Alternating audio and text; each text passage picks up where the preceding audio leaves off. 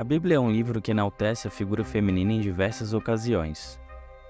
Exemplos temos muitos de mulheres reconhecidas por sua bravura e coragem, como a rainha Esther, que em sua exemplar conduta encantou o rei, a ponto do mesmo evitar um massacre ao povo judeu. Muitas pessoas que não conhecem as Escrituras afirmam por conta de um pensamento falso e coletivo presente na atual cultura desconstruída que a Bíblia seria um livro supostamente machista. Mas o que frustra esse pensamento é a realidade de que a Bíblia é um livro de obrigações e responsabilidades a todos os seres humanos. Na Bíblia nós temos deveres e responsabilidades dados aos jovens, filhos, aos pais, às mães e aos avós, ou pessoas de idade já avançada. Infelizmente hoje em dia, por conta de uma idolatria a princípios satânicos, faz com que sejam repudiados de forma totalmente intuitiva aquilo que foi estabelecido pelo mais sublime ente que tudo sabe, que tudo vê e que tudo governa, o Altíssimo Criador dos céus e da terra. Esses princípios começaram a serem quebrados logo após a criação do mundo, ainda no Jardim do Éden. A rebeldia contra Deus e contra as autoridades estabelecidas por ele tem consequências gravíssimas. É o que levou a primeira sociedade ao colapso e o que leva até os dias de hoje. O conteúdo abordado nesse vídeo não é um conteúdo para pessoas imaturas na fé. Porém, peço que escute atentamente até o final, pois nele estarão contidas referências e as fundamentações bíblicas necessárias para aquilo que se pretende dizer. Ouvir a voz da serpente dizendo "se adore", à primeira vista pode ser encantador. Te farei conhecedora do bem e do mal, te faz estar acima de qualquer lei ou regra, sabendo o que é melhor para você e te isentando de responsabilidades. Agora você não é mais ré, e sim juíza. Não é mais uma humana comum, será como um deus, ou melhor, uma diva. A responsabilidade é a criptonita da mulher moderna, em que o adultério e a nudez não são um problema, em que abortar crianças indesejadas não tem nenhuma consequência, em que se vangloriar nas redes sociais de ter se igualado ao lado mais podre do outro sexo, que também é repreendido por Deus, se tornou objeto de orgulho e vaidade. Pronto, aqui temos a encarnação da própria serpente adorada no Éden. E quais as consequências de tamanha irresponsabilidade? A morte. A Bíblia diz que o salário do pecado é a morte. E de fato, vivendo o período mais feminista da história, o que conseguimos foi a incrível queda acentuada da taxa de natalidade, com recorde de morticínio infantil feitos em clínicas clandestinas ou comprimidos em casa. No âmbito materialista temos a carnalidade no seu limite máximo, seja pela promiscuidade e pela necessidade de alimentar o ego ou de ser adorada como a diva que é nas redes sociais, onde o interesse se restringiu a mamon, ou melhor, em todo o dinheiro que irá receber jogando a maternidade no lixo por uma carreira bem-sucedida. E até mesmo escolhendo um dos seus inúmeros parceiros sexuais, nada virtuosos, porém com algum dinheiro no bolso. Esse retrato, infelizmente, representa a total decadência e inversão de valores do que seria a mulher virtuosa de acordo com a Bíblia. A castidade feminina é um tabu até mesmo nas igrejas mais modernas, onde o sexo casual é pouco repreendido nos púlpitos em geral. A covardia das lideranças religiosas faz com que o comportamento feminino não seja pauta em grande parte dos cultos. O medo de perder fiéis devido a atuais rótulos dados por ideologias que visam a degeneração da sociedade é menos interessante do que a arrecadação por meio de palestras motivacionais e os votos financeiros de compromisso com Deus. Transformação de vida se restringe à realização de sonhos, emprego novo, oportunidades novas, a chave do apartamento que Deus pode conceder. A santidade é obsoleta, algo vivido apenas por Jesus e seus discípulos, afinal, os tempos são outros. Mas Bruno, até agora você só falou das mulheres. e esqueceu dos homens. Qual é o impacto que isso traz para os homens? Como se a culpa disso tivesse sido apenas das mulheres. Certo. Antes de explicar isso, vejamos o que a Bíblia fala sobre a origem do pecado. E Adão não foi enganado, mas a mulher, sendo enganada, caiu em transgressão. 1 Timóteo 2,14. Como assim? Sim, exatamente. A mulher caiu em transgressão. O apóstolo Paulo reenfatiza isso em outra carta destinada aos Coríntios. Entretanto, receio que assim como a serpente enganou a Eva, com sua astúcia, também a vossa mente seja de alguma forma seduzida e se afaste da sincera e pura devoção a Cristo.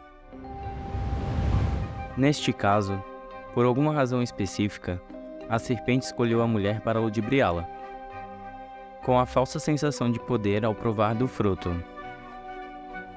Mas no livro de Romanos está escrito que o homem pecou. E qual seria o pecado do homem? A submissão feminina. Existe uma igualdade diante de Deus que determina os papéis que cada um deve ter na sociedade. Assim como é errado um filho desobedecer sua mãe em uma relação matrimonial, quando um homem se torna submisso a uma mulher, ele está pecando contra Deus. O feminismo prega uma suposta igualdade no quesito autoridade, algo extremamente satânico, pois ataca diretamente as determinações do Altíssimo. Adão foi o primeiro mangina da história, ao colocar sua dama em um pedestal mais alto que uma ordem expressa pela boca de Deus. E a Adão disse: Porquanto destes ouvidos à voz de tua mulher, e comeste da árvore de que te ordenei, dizendo: Não comerás dela. Maldita é a terra por causa de ti. Com dor comerás dela todos os dias de tua vida. Gênesis 3,17. Não estou dizendo que um homem não deve ouvir sua companheira, ou mesmo acatar determinadas sugestões dadas por sua amada. Entretanto, quando sua mulher dá conselhos que vão contra os princípios de Deus, há uma grande chance dela ter sido sugestionada pela serpente, e é a função do homem realizar este filtro. É importante esclarecermos que a quebra de princípios bíblicos bem definidos podem trazer um grande desequilíbrio nas relações. Um dos princípios estabelecidos é a relação de autoridade entre o homem e a mulher. Entretanto, desejo que entendais que Cristo é o cabeça de todo o homem o cabeça da esposa e Deus o cabeça de Cristo. 1 Coríntios 11:3. Este não é o único texto da Nova Aliança que traz esta relação. A carta aos Efésios, no capítulo 5, também fala da sujeição feminina. Vós, mulheres, sujeitai-vos a vossos maridos, como ao Senhor. Porque o marido é a cabeça da mulher, como também Cristo é a cabeça da igreja, sendo ele próprio o Salvador do corpo. De sorte que, assim como a igreja está sujeita a Cristo, assim também as mulheres sejam em tudo sujeitas a seus maridos. Efésios 5, 22-24. Portanto, o feminismo é a ideologia que confronta diretamente as Escrituras, pois repudia a dominância masculina que foi estipulada desde Gênesis pelo próprio Criador. A mulher, ele declarou: multiplicarei grandemente o seu sofrimento na gravidez. Com sofrimento você dará luz a filhos. Seu desejo será para o seu marido, e ele a dominará. Gênesis 3,16. O homem, como governante legítimo, ao invés de abraçar uma cultura ou ideologia que visa destruir aquilo que Deus ordenou, deve ser orientado pelo Espírito Santo, através de uma comunhão constante, a tomar decisões importantes, que muitas vezes implicam em contrariar os pensamentos de sua companheira. Pensamentos que involuntariamente podem levar o homem à ruína. Como foi o caso da esposa de Jó, onde o mesmo a repreendeu por indicar que Jó amaldiçoasse a Deus. A própria rainha Esther só teve a oportunidade de se tornar rainha devido ao repúdio do rei a uma primeira rainha insubmissa. Todas as vezes que os israelitas não se preocuparam com as possíveis influências recebidas no matrimônio, acabaram pagando um alto preço por isso. Foi o caso de Sansão, homem forte e respeitado, mas que teve um fim trágico devido às armadilhas de sua amada. Acabe, que por inúmeras vezes foi orientado por Jezabel a instituir os cultos a Baal para a nação israelita. O próprio Salomão, que mesmo diante da sua ilustre sabedoria, se apostatou da fé, devido aos relacionamentos que o influenciaram a abandonar o seu Deus. Até o dia de hoje, é comum um homem largar seus princípios por suas paixões. Infelizmente, essa idolatria pode ser movida por uma carência ou a simples vontade de se ter uma família, ou de se unir a uma desconhecida. Entretanto, a honra do homem deve estar firmada e posicionada na palavra de Deus. A mente tranquila e a paz de espírito não será atingida por uma esposa insubmissa. Que a liberdade que há em Cristo não permita a vergonha, o desprezo e a humilhação, que é cair na armadilha da mulher moderna. Uma mulher sem raízes, desorientada à base de ansiolíticos e presas em suas próprias paranoias e traumas, incapaz de decidir pela família ou por ela mesma. Deve encontrar um homem forte e decidido que não prostitui seu próprio entendimento, sua fé e suas crenças por manipulações mentais.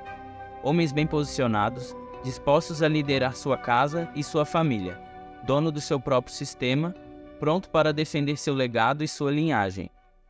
Este conteúdo visa sintetizar o pensamento bíblico mais correto em relação àquilo que, quando seguido, pode conservar uma família por gerações. E se você achou esse conteúdo relevante, pedimos que nos ajude a compartilhar esse vídeo com outras pessoas, considerando também curtir e se inscrever aqui no canal. Obrigado!